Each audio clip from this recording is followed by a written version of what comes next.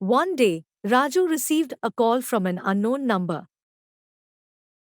Hello, sir. I am calling from the customer care center of XYZ Bank. We are launching a new product, Message App.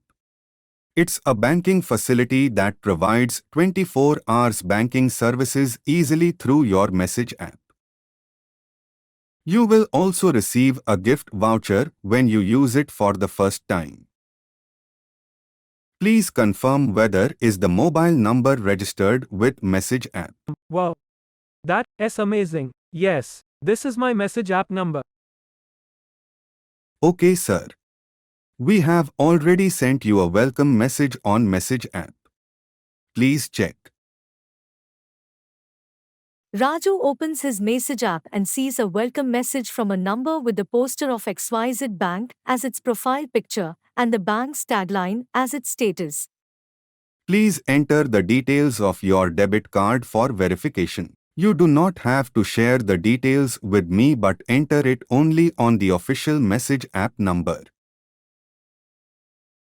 I have entered it. Great, sir.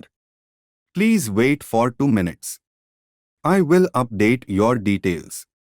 You will receive an OTP for activating the Message app banking feature. Please share the OTP. Your Message app banking has been activated, and you will receive your gift within 2 days. Raju notices a debit message of 20,000 rupees in his account. He immediately calls back, but the phone is switched off. Raju realizes that he has been duped. Don't trust unknown callers offering easy banking services and sending text through messaging apps. And don't share card details and OTP. For social cause by Kardey Intanges and co-supported by Oneshell.